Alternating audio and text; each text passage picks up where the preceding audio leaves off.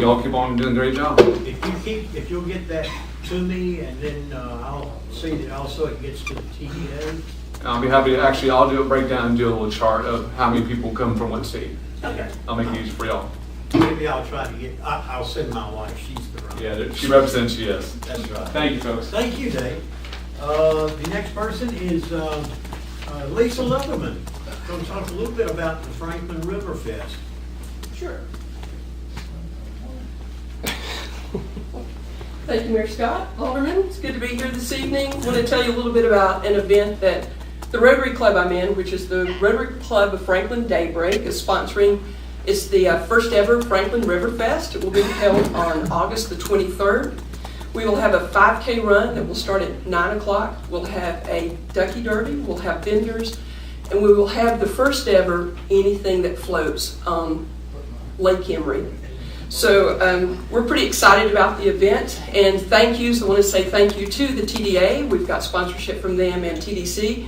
We also have local corporate sponsorship for this event. And it will be a fundraiser for our Rotary Club, but what we see moving forward is we think this will be a regional event and will draw attention to our area, to Franklin, and be something that will be sustaining for everyone, our club included and the community as a whole.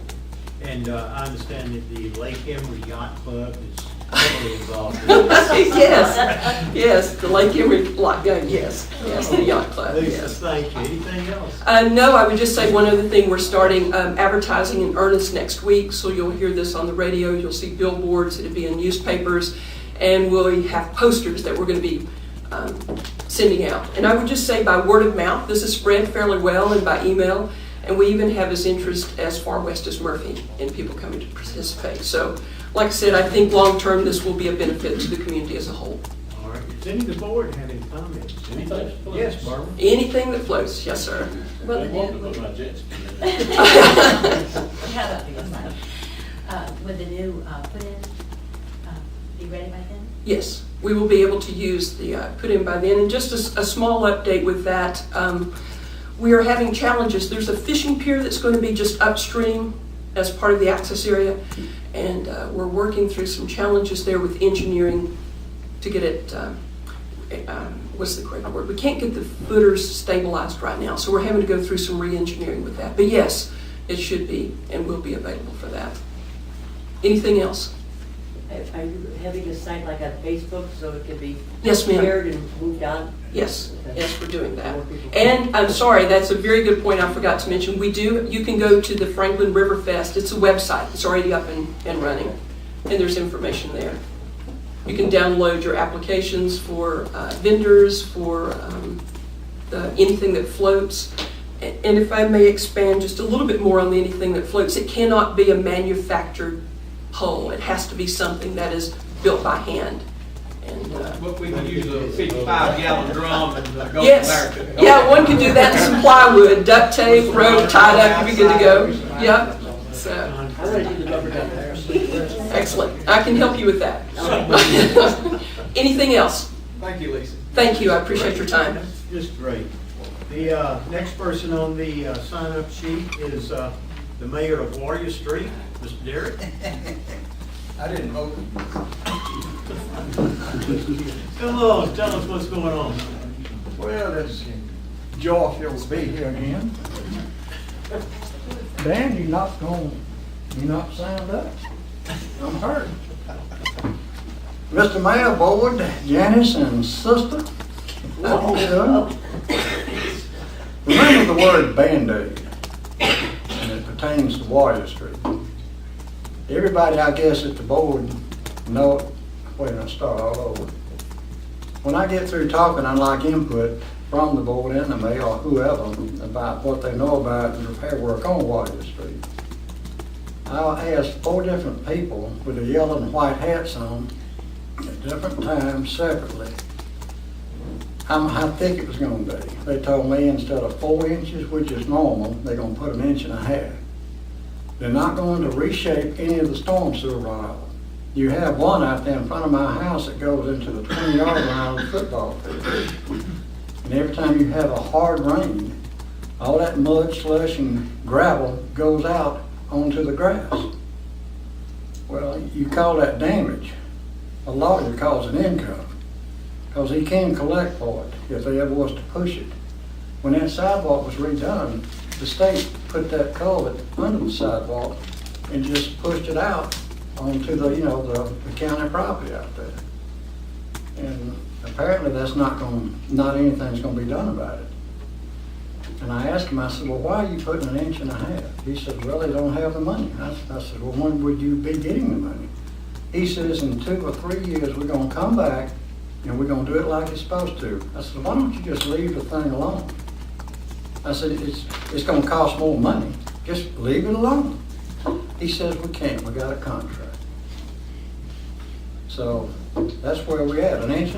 Now I guarantee you, if these tractor trailers aren't stopped, and they're still coming down there. I mean, not like it used to be, but they're still coming down there, and I'll guarantee you, in 6 months, you're gonna have potholes in front of my house and other people's houses. It's gonna be the same thing, because you take a 30-ton truck, 1.5 inches, should be like this. It'll destroy the road. What do you people know about it? What's your input? It's the first time I've heard about it tonight. Well, I'll go out there and give them a Coca-Cola or something and talk to them, and they'll tell you Standing out on the everything. street, though, there we are. Ma'am, I haven't been standing out on the street, so I need to start maybe doing that. well, we're paying you for it. But really, it's something, I don't know if anybody knew anything about it. I went over there to see Ronnie Bill about doing something about the culvert that goes off into the ball field. And he called some engineer while I was there, and he couldn't really get an answer. So really, why play with it, put a Band-Aid on it now, and then 2 to 3 years come back and fix it? And I'll guarantee you it will not be fixed in 2 or 3 years. Money always talks. Madam Manager, I guess we probably glad to will make look- a call tomorrow. Be glad to follow up. And, Okay. We'll see what the story is. I don't know where we really rank on that transportation improvement plan right now on Memorial Street, because there's competing interest right now over 441 and some other projects that are going on. Well, getting back to the tractor trailers, you got signs on both streets. The one up by the red light by Sis's house, oh, she's not here, I'm sorry. Up by Sis, got it. I said that. But, it is in the wrong place. It's behind, you got a telephone pole here, and you got the sign here on another pole. You can't see it. So the guy, when he comes in, he's trapped. He can't just back that thing up. But it should be put outside. Open Silver, which I went over to today, they got 5 signs on their road that says no tractor trailers. And once they put in, according to the DOT, and I've had 2 guys tell me this, once they put that sign up, and about a week or so later, it goes into a computer base. And it's known for this region. So there's no reason why they don't know it. All it takes is a couple of $600 tickets and word gets out. Let's see if the police chief and our planner and town manager can go down there and look the situation over. Maybe get with you and let's see what we might can do on that signage. Okay, I've also heard that you have to put signs down the road to level. Well, I asked DOT about that and they said, no, that's not really what they do. It's like a red light. They'll put a black thing around it for a while to get you used to it. Same thing with a stop sign. Then they take the blankets off and you see it. Yeah. Let me ask the chief a quick question. Yes, sir. Chief, if somebody is in a tractor trailer truck and they go down Warrior Street and it's no longer a truck route, is that a violation of the law? You know? I'd have to look that up, I'm not positive. I can call the DMV guys and find out for you. You know, let's see what we can do on that. Okay, there was one other thing that I showed up. You're gonna have something, Dan is supposed to be backing me up here. You're supposed to have on your nuisance talk tonight on your ordinance, is there anything in there that has anything to do with noise? That's the biggest complaint. And nuisance is noise. We think we've come to a definite definition as yet as to what noise is. What may be music to me is probably noise to you and vice versa. I know where you're coming from, and I know what I consider to be noise, but is it what anybody else considers to be noise? Well, some communities use this thing they call, The decibel meter. we got, I think it's something like 67. Yeah. But they're expensive, so I can understand that. Well, I wish we could give tickets for noise, but here again, I just don't know how you regulate noise. Well, It's you something can- you really can't see, and it's very subjective. Okay. Well, I appreciate it, thank you. But we'll look into it, All right. I guarantee you. Dan, you had your shot. Okay, you bet. You had your shot, son. Mr. Blyler, Thank you. thank you. Welcome, sir. Jim Blyler Yes, sir. is the name. Just a little note on sidewalks in the city. Quite a walker. Most people around town in the business area probably know me because I walk from Tremont Trail where I live down into town. Used to go down to the river, but somebody increased the elevation of that hill, so I really can't make it up that hill anymore. But sidewalks down Harrison Ave are about the same as they were when I first moved here 8 years ago. And they're not all that easy to walk on. I chat with the people along the way. But the thing that I notice the most, like on a weekend especially, is like when I'm down between Depot and Highlands, et cetera, in there, and people, obviously tourists by the looks of them, families trying to navigate the edges along the roads there between the two locations. For all practical purposes, it renders the town, or the commercial parts of the town, almost inaccessible to a pedestrian. And there are just various other parts. You get down there right across on the sidewalk down by the gazebo, on the river gazebo, on the creek.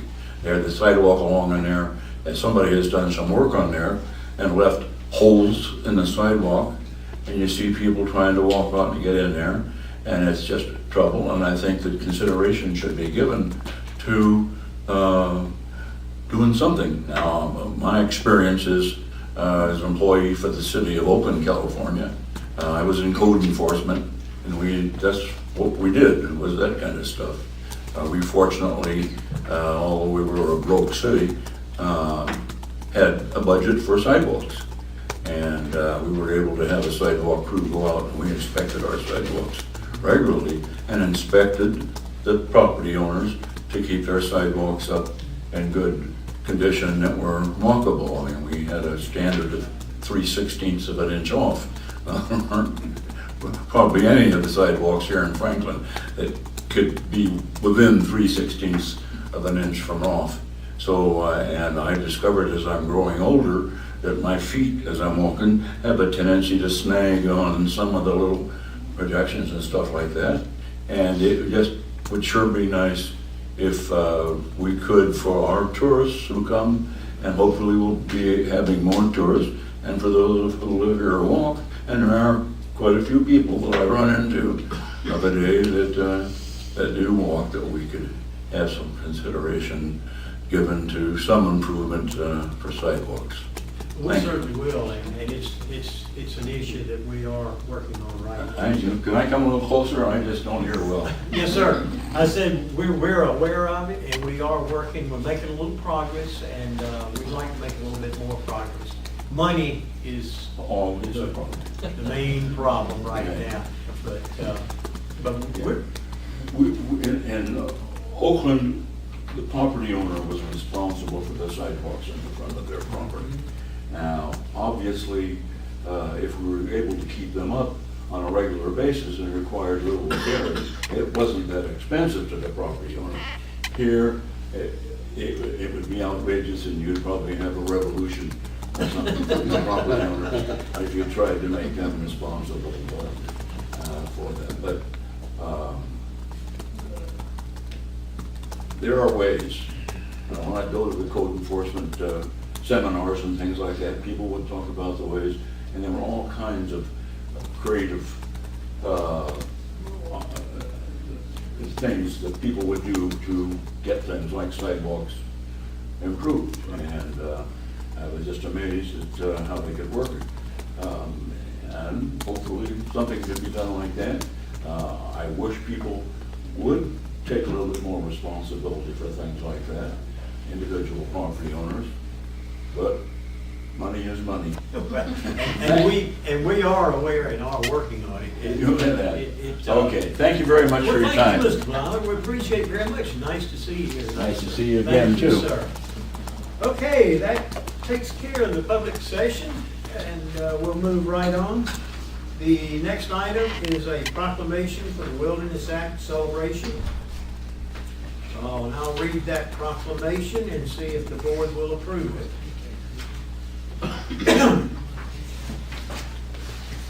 Whereas the Wilderness Act was signed into law by President Lyndon B. Johnson on September the 3rd, 1964, and whereas when President Johnson signed the act, he spoke these words: "If future generations are to remember us with gratitude rather than contempt, we must leave them a glimpse of the world as it was in the beginning, not just after we got through with it." And whereas the Wilderness Act states, in part, a wilderness in contrast with those areas where man and his own works dominate the landscape, is hereby recognized as an area where the earth and its community of life are untrammeled by man, where man himself is a visitor who does not remain.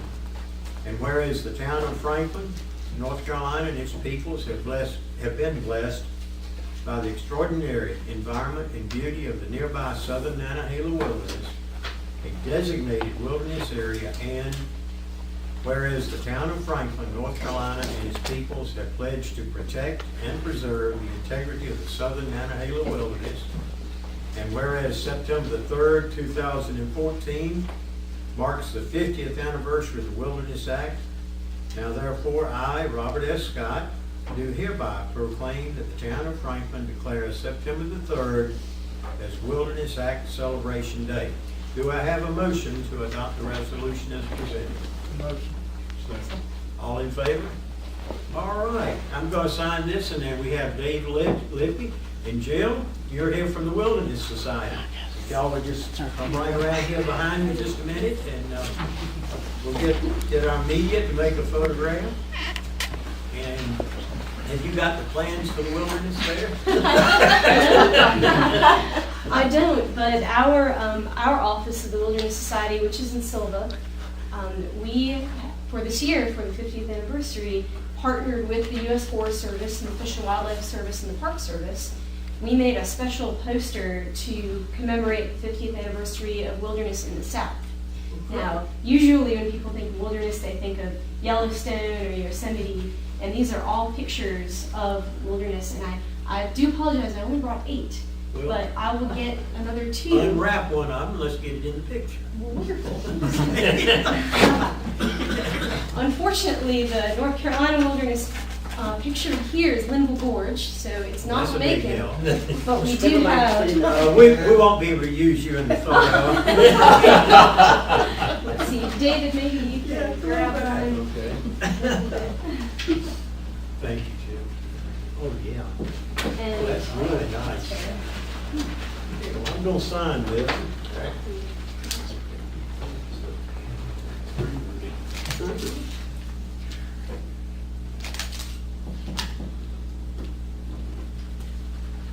And I'm gonna pass this down to your clerk, who will also sign it, and then there's a copy of each. Appreciate what you do. Thank you so much. All right, thank you. Thank you, Dave. Thank you so much. I'll roll this. Oh, that's fine. Thank you so much. Thank you all for that. Well, thank you for what you do. I don't know how many folks know just what the hiking club does, but it maintains 60-something miles of Appalachian Trail. And these guys go out every Wednesday, and it's the closest thing to slave labor I've ever seen still in the South. And they'll work you, but they do a marvelous job, and Jill with the Wilderness Society. Thank you. So much. The next item is an amendment. Mr. Mayor, Body motion. Mr. Mayor, we continually look for better ways to enforce nuisance ordinances in the town. And I would just harken back to what we talked about before. I do think that we should continue to consider a nuisance ordinance, a noise ordinance portion of the nuisance ordinance at some point. I'm always looking for better ways to do that. I don't think we had any good ones in the past. This is a fairly new mechanism for enforcement of nuisance violations, and it's pretty simply stated. The language that's in the proposed ordinance in front of you defines a chronic violator as somebody who has been given notice by the town land use administrator 3 times in a calendar year that they're in violation. And it makes the process that follows after that a lot simpler.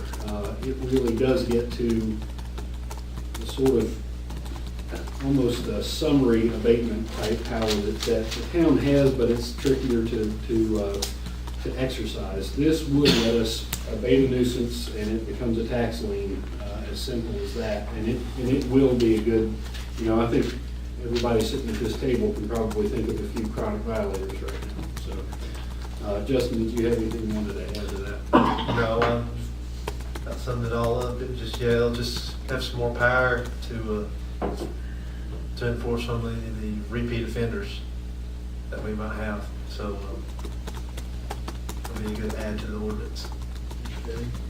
Because this is a police power ordinance, it does not require any public hearing or anything along those lines. It just requires a 2/3 majority or more passage tonight, and if you don't have that, you can certainly bring it back again. Do you have the motion as you would like to see it stated, or? It would just be to adopt an ordinance effective immediately. As presented. Yes. Do I have a fair motion? I move we adopt the ordinance as given to us. And you'll say? Yes. Okay, all in favor? Unanimous, okay. The next item is the privilege license refund. Jesse Wilkins and our attorney, John, will present what's going on here. Mr. Mayor, this is a change that has been brought about by your friendly state legislature that decided in their limitless wisdom that municipalities no longer needed the funding stream of privilege license taxes. And there is a portion of the bill that, as was put by somebody at the School of Government, that Chris McLaughlin, who's sort of the guru on these things, that the axe finally fell. What they did was to limit us to whatever it was in last year's taxes, so you couldn't change them for this year and get, I don't know if they thought people would ramp up suddenly for 1 year and get one more bite at that apple or what, but you're stuck with the schedule of privilege license taxes you adopted last year, and at the end of this fiscal year, they just go away altogether. So there will be no such thing in North Carolina anymore.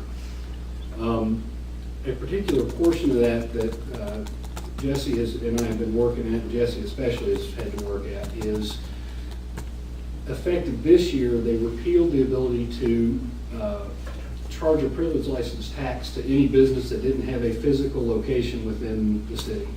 Meaning, if your business is located and your office is in the county, but you come in here every single day, and this is really the towns where you make your living, this meant that we no longer had the ability to tax that business. So the list that's before you, and Jesse, do you want to talk about the list and what it is? Certainly. With the timing of the change in the state laws, we'd already sent out our renewals. And so what John and I talked about, we did put a deadline on requests for refunds, and that is September 1st of this year. So it's not strung out the whole year long with people, sending in a request for a refund. So what we wanted to do is ask the board to take a look at that particular list and approve the refunds, and I have the original letters available if anybody would like to view those.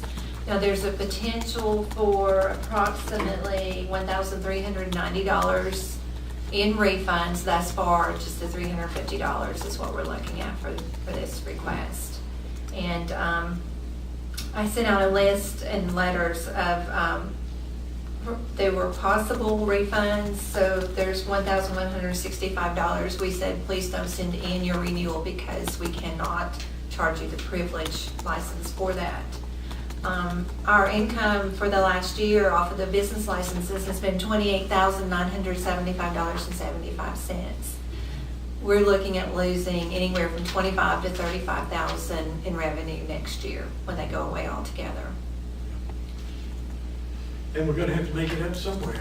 Somewhere. The board got any comment they want to say about this? I like to do this as something that's already paid. We had probably to pay back some money this year, and next year not collect any money. Anybody else got anything they want to say? I don't think we have to like it. It's not part of the law. If this was not mixed company, I'd probably give you my opinion on it. It is mixed company.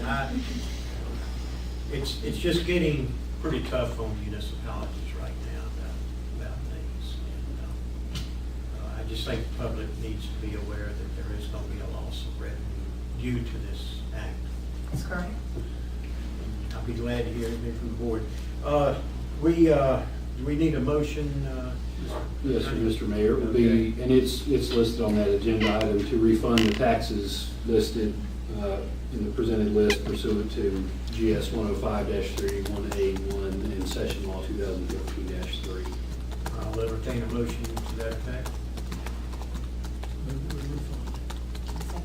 All in favor? Okay. I hate to admit it, but I've forgotten where we moved your amendment to. To which one? E. I don't have it. We made it. After D, I know, all I have are numbers. after six, I'm six. With some of the Number six. Number six. Number six. Oh, that one, okay. I get a special one that has little training wheels on it. You're a good man, I appreciate that. Sorry, Mr. Mayor. Okay, the next item, y'all would keep all kind of things from me. The Western North Carolina Hospice House, Madam Manager and Council, you're going to present the items. Mr. Mayor, I sent to all the aldermen last week a rather voluminous email that discussed this and also had along with it a draft of a resolution. That resolution is a detail that I think we had missed or had not gotten around to talking about in the initial application for this. But I think it sort of sums up exactly what the town is being asked to consider here. And I don't think, and this I expressed to Ms. Edmond from the Department of Commerce, that I didn't feel like the board had gotten comfortable with several of these notions that are encapsulated in this resolution. You are asked to certify that you have found that the organization that's going to borrow these funds ultimately and have them as a forgivable loan is in a sound financial and organizational strength to successfully meet the terms of the job creation and maintenance requirements to carry out the project. It is crystal clear after having reviewed the two-part contract with the state of North Carolina this involves. One part is between the town and the Department of Commerce that says we're going to manage these funds, and in this case, $100,000. We're going to ensure that the entity that's performing the construction and creating the jobs does so and carries it out over what would really amount to be a 24-month period. It's a 6-month period of the jobs being maintained, but they have essentially 18 months before that. And not only is the town then responsible for keeping up with whether or not they have created those jobs, there's more language in the contract that talks about the town monitoring the progress on the project. Now, if we're talking about the 18 months before the jobs are created, then that to me means the construction progress, and they're gonna follow through, and they're gonna create those jobs, and if they don't, they'll pay back the $100,000 loan that we're talking about. But it is absolutely crystal clear now that if something happened and there was nobody collectible, nobody to collect that from, the state reserves the right and has a contractual right to hold the town financially responsible for it, or to step into the town's shoes and pursue whomever it is. But at that, you're stepping into an obligation to pursue repayment of the loan if it didn't work out. As I've told you all along, I'm sort of of two minds about this, because on the one hand, I recognize that $100,000 that just became an obligation of the town all of a sudden is a really big deal, and it would be a huge hole in your yearly budget. The project sounds good. It would raise the property value of that property to $1.9 million and create 10 jobs. But given the liability that you take on, I think it's only fair that Hospice House establish to you that they are financially and organizationally strong enough to successfully meet that project, explain to you exactly what the project is and how they're going to do it. And I leave to you whether you feel like that's been done. But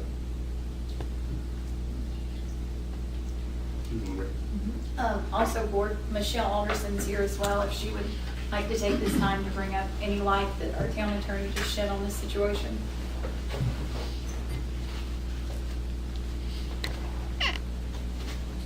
Hi, everybody. Thanks for continuing to work on this project that we're trying to get, this grant through the North Carolina Department of Commerce.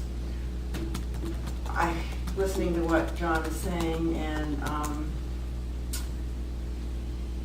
I mean, I really feel that, the project's going to go through. There's no doubt about it. I mean, we have been working at this for 10 years, and we have, secured the property, bought the property. We're applying for several grants and from different foundations. We got the $1 million challenge grant from SECU.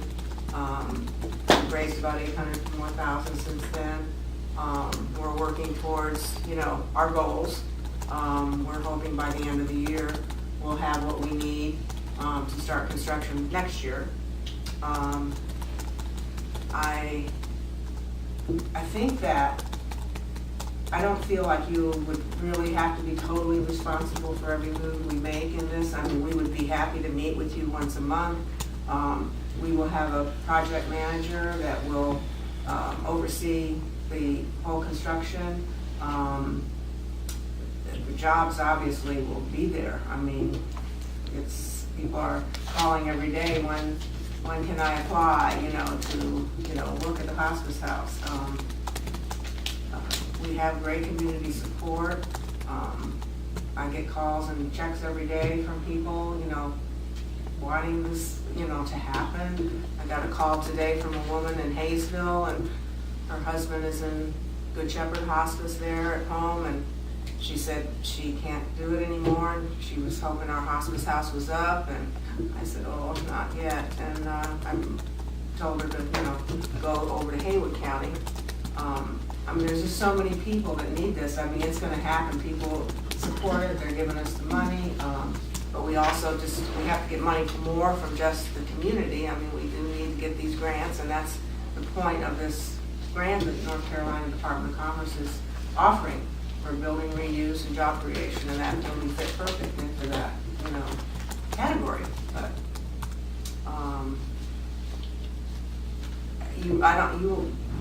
Four Seasons Hospice, who will be the agency that will run the hospice house, which is a nonprofit organization. They run a 24-bed one in Flat Rock. They know what they're doing, and they know how, they know how to manage it. They've had plenty of experience.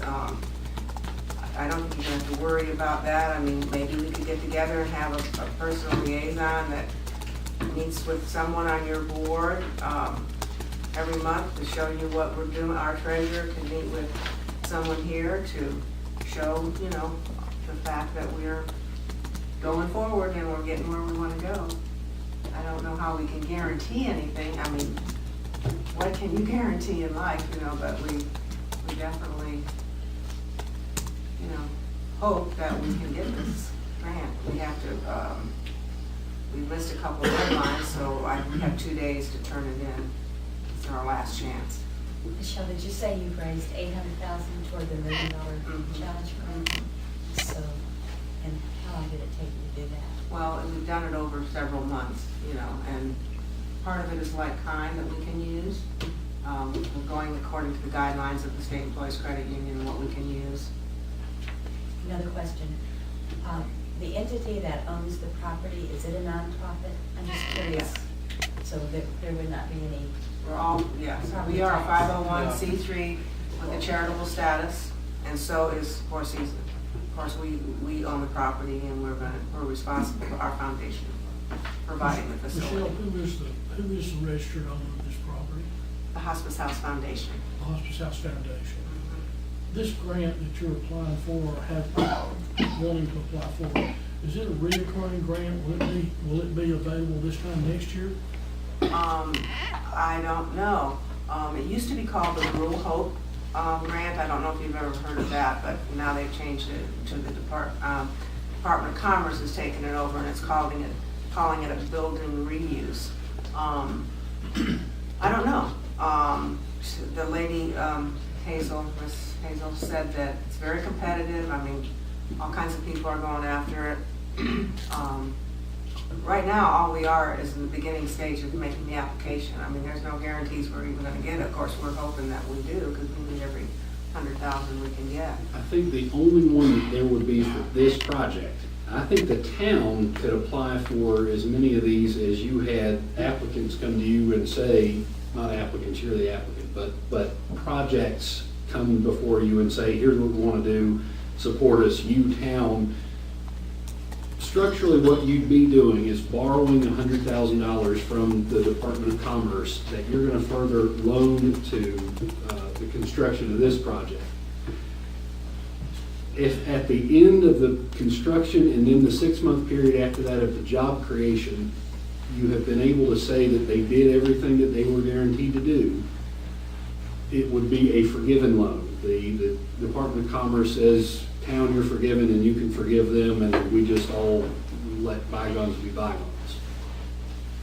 But so you could do as many, the town could do as many as it wanted to. I think probably Hospice House, this is their one bite at that apple. No, I'm just thinking, can we take a bite of the apple next February after they raise more money? Oh, I see. I don't know. Can we look to do the application?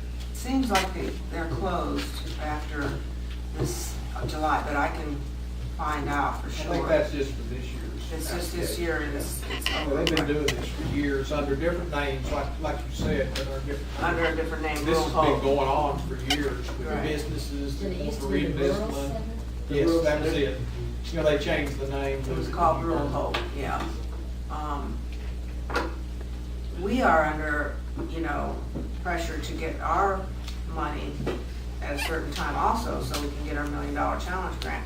So, This 100,000. you know, we don't want to be waiting until next year if we don't have to. I mean, we want to start construction in 2015.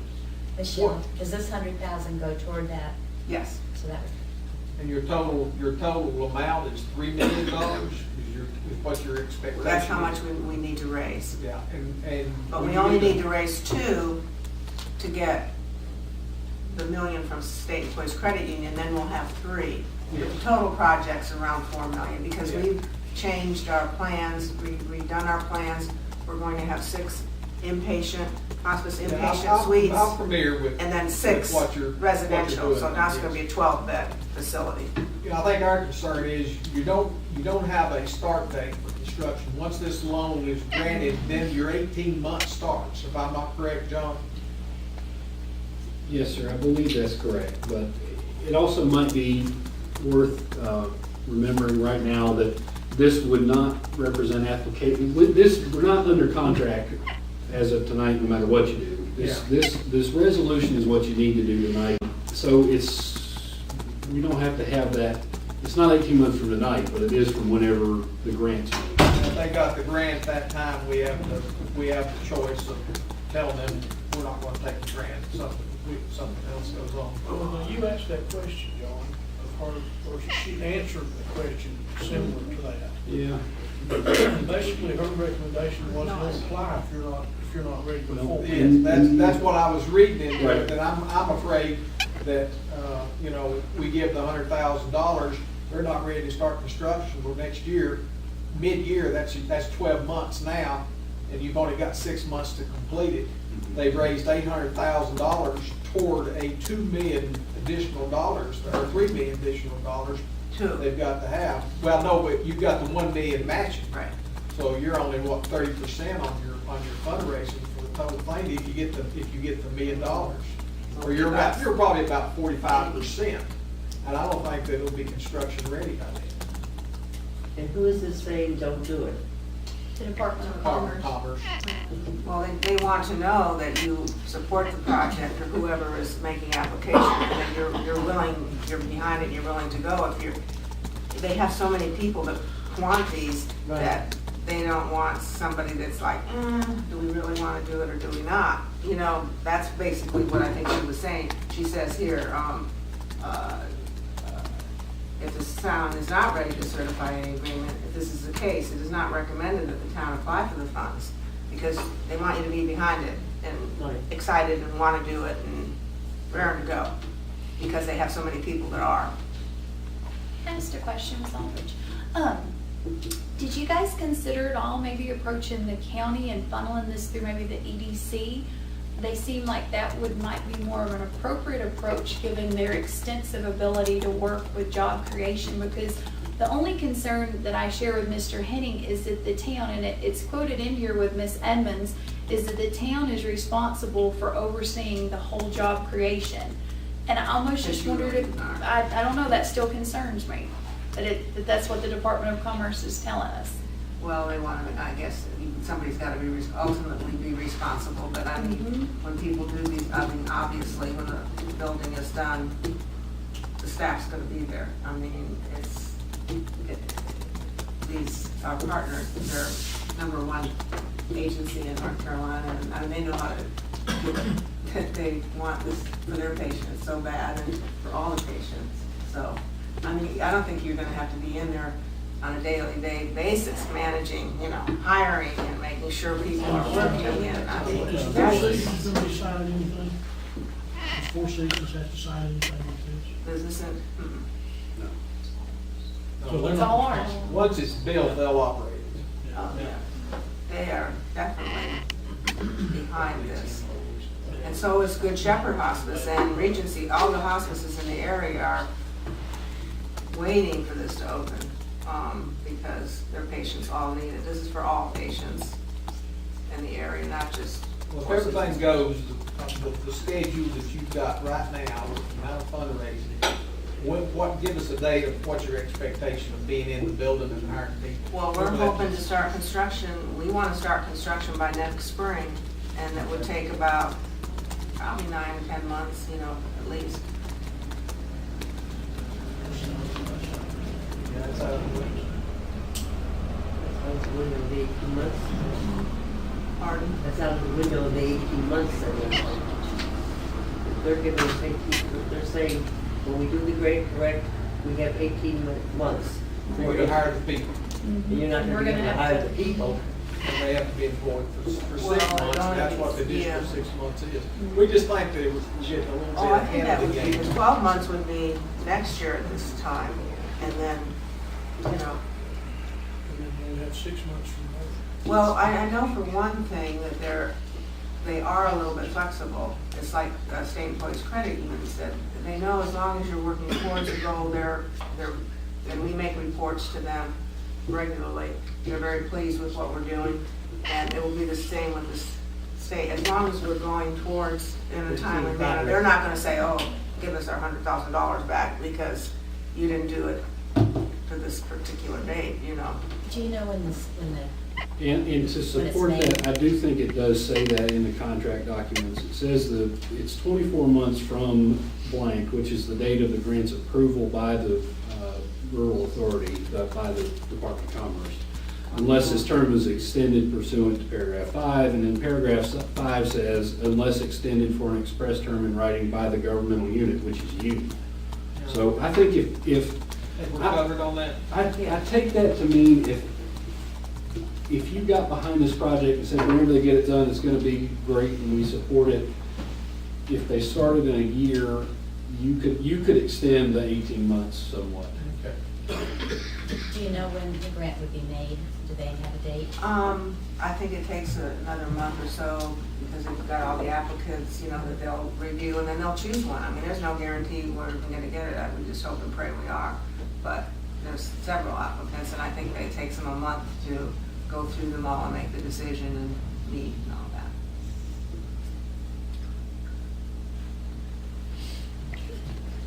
Any further discussion, questions?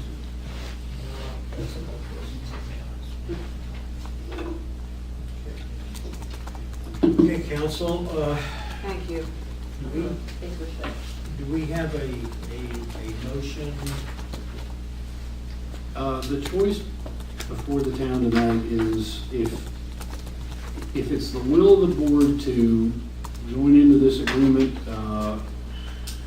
manage the funds, monitor the progress of the project and creation of the jobs, and you feel comfortable enough with the plan to do all those things, then you would need to pass this resolution tonight and authorize the manager, the mayor, to complete whatever other documentation is necessary to do that.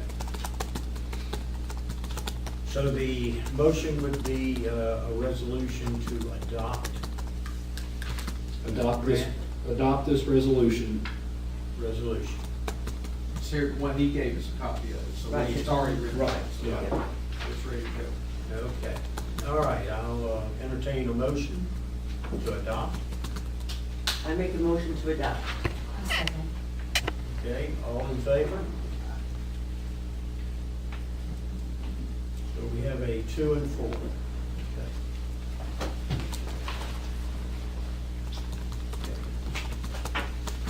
Any further on that particular? Okay.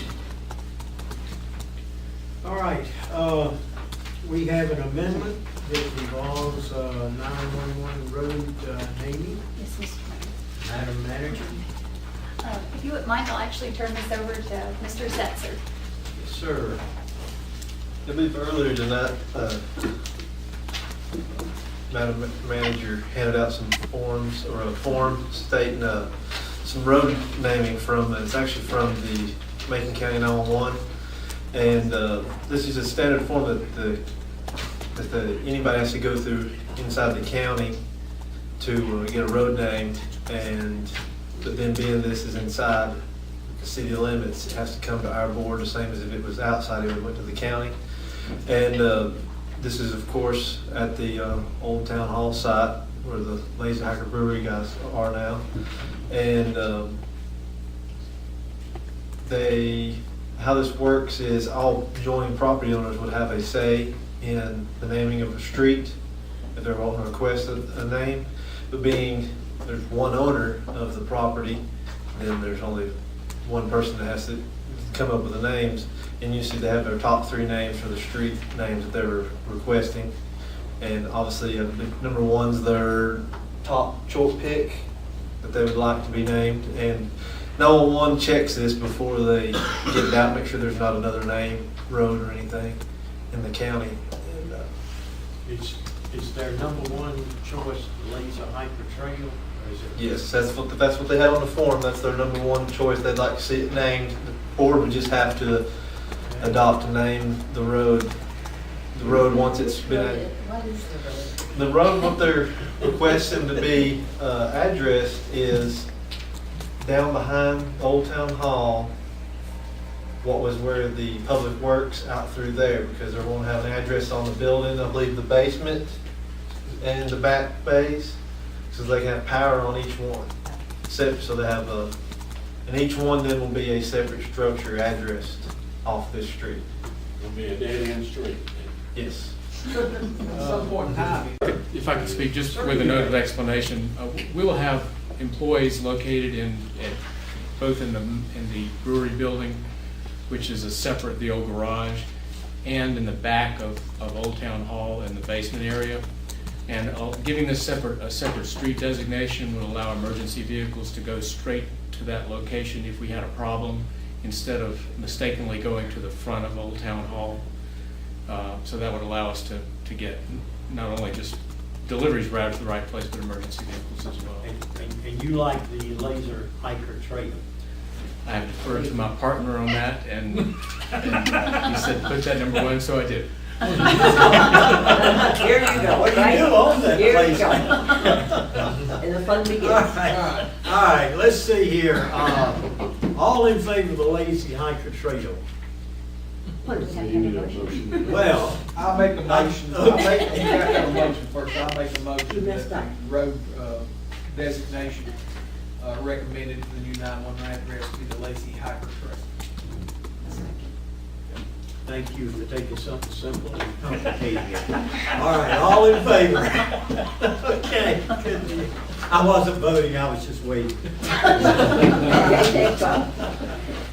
All right, good deal. That'll go right along with Franklin being known as a trail town. So that'll work great. All right, the next item also involves the lazy hiker. It's a subrogation agreement. Council?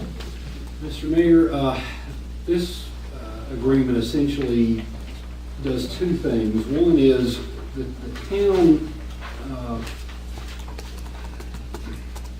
town leased the property to Lazy Hiker on Lazy Hiker Trail. But Very good. we didn't have anything that worked out in the lease about assignment of a security interest in the lease that would let them use the leasehold ownership for financing purposes. So that's the first thing that we're doing here. And I don't think this is going to happen in 1,000 years, but if for some reason they got foreclosed against, theoretically, the lender, number one, is not going to lend them any money until they get some security interest in the lease. If they did, the terms of the lease would only be for, and to the extent that you've already leased to them, and the bank would take it over and then have to try to find a buyer for that.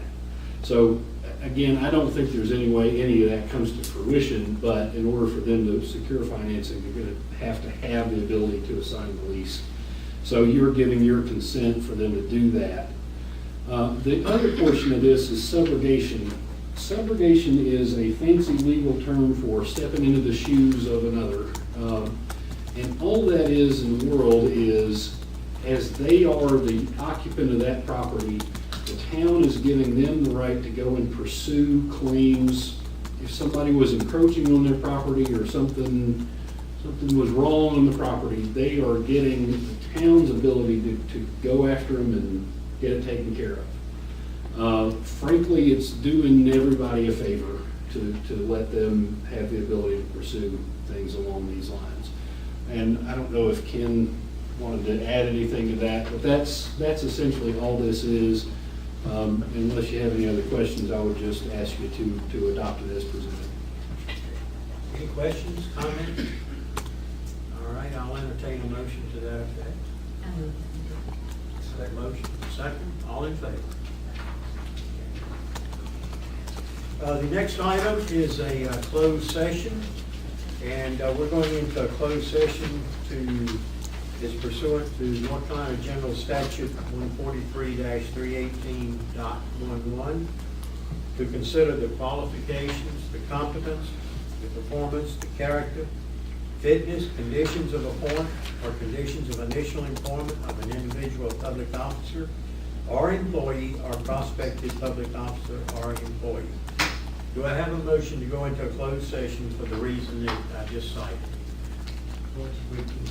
Okay. Do I have a second? Second. All in favor? Okay, we'll be out for, oh, I don't know, maybe 30 minutes. You want to do my announcement? I tell you, do we want to do the announcements, or how do you folks think about hanging around for a while?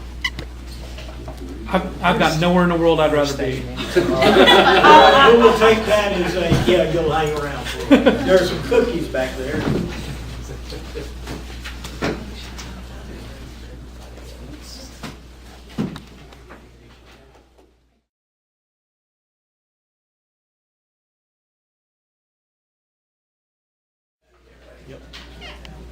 I'm reading the tea leaves.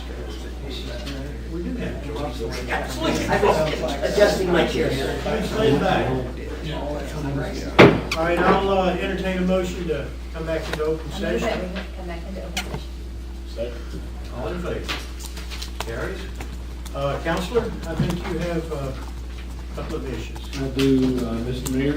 I think the first order of business is that by acclamation, practically, the town is going to adopt a contract appointing Ms. Summer Woodard as your town manager and removing the interim title. I have a proposed contract that I think you all are in agreement with that is in every other respect identical to Warren Cave's contract. And so at this time, approval of that appointment as town manager, Ms. Summer Woodard, and adoption of the contract. Ladies and gentlemen, I'll entertain a motion to adopt Ms. Woodard as the Franklin Town Manager. I make a motion to adopt Summer as town manager and with the pay package. Is that good enough? That'll work. And it was unanimous. Second. Patty second. We haven't voted yet. Wanted to do that. What am I saying? Shut up. All in favor, raise your hand.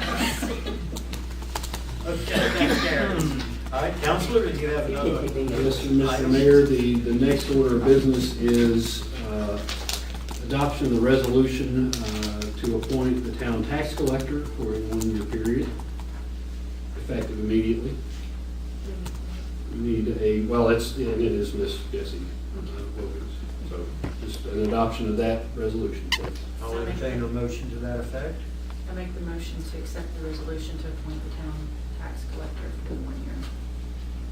Jesse Wilkins. I'll second. All in favor? Congratulations. All right, and Counselor, I believe you have another motion. Do, Mr. Mayor, I have presented the board with an ordinance that will, upon adoption, split the ordinance section 31.02 that had combined by ordinance the duties of clerk and treasurer. There were a couple of alterations to the form that I've presented to you, being that in section 31.02A, it would continue to be appointed by the board. So I'm going to strike out the portion that says by the town manager, and with the exception of also moving what is now a proposed A3 to keep true and accurate and just books and accounts dealings. That by mistake should have been under section B. And so with those two understood alterations, I would suggest that you adopt the ordinance as amended. I made a motion we adopt the ordinance with the amendment. We have a second. Second. All in favor? All right, Counselor, I believe you have one more. I do, and now that you have two separate positions of clerk and treasurer, I believe you need to make a formal appointment for a one-year period for clerk and treasurer, and I will leave that to the board. I'll entertain a motion to that effect. I'll make a motion that we appoint Chad Simons to the clerk position for the town. And do we have a second? All in favor? Okay, Counselor, anything else, sir? Yes, so you similarly need a one-year appointment of the treasurer position or finance officer. All right, do we have a motion to that effect? I'll make a motion that we make a one-year appointment for the treasurer. Of Janet Anderson. Janet Anderson, And yes. is there a second? I'll second. All in favor? That carries. Okay, does that take care of them all? That is it, and that's enough. Yeah, it is. Okay, I have a couple of announcements. The applications for the fiscal year, and I need the Fourth Estate to pay close attention to this. The nonprofit funding pool are now available for pickup at the town hall, or they can get them online at www.franklinnc.com. And if there are any questions, people can contact Ms. Woodard for that. The town of Franklin will be hosting a joint meeting with the Macon County and the town of Highlands on Thursday, July the 24th at 6 p.m. in the town hall boardroom. And so that will be right here. Folks, make a note of it, put it on your calendar. The one other thing, or let's go ahead around the table. Joyce, anything you want to? No, I've had my foot in my mouth enough tonight. Nowhere near as much as I have. No. Darryl, lay it on us. Billy, come on, come up with something. Patty? Okay, Barbara? I'm with the sidewalk man. Yes, yes. I agree, Barbara. I agree with you, Barbara. Yeah, that is something, really. And Verl? Okay. I want to mention one thing very briefly, and that is the concerns that I'm receiving from other local governments in the western part of the state over fracking. And I'd like for the board to start thinking about whether we want to send a resolution to the legislature about it or not. The big concern that most everybody have, even more so than just the fracking, was the business of taking the power of local government away from any kind of regulation or ordinances concerning fracking. It was bad enough that we now have it a crime to try to find out what goes into the ground. So it's a misdemeanor. But at least they didn't make it a felony. That's hard to understand because there's already federal law and the Right to Know Act that requires that information to be made available in cases and times of emergency. Absolutely. And they've adopted a state resolution that says no, they don't. Anybody else? Anything? Chief, we appreciate y'all. Justin, Christie, Jesse, thanks for being here tonight. If there's no further business, we will entertain a motion on section E to adjourn. It's E motion. All in favor? Thanks, everybody.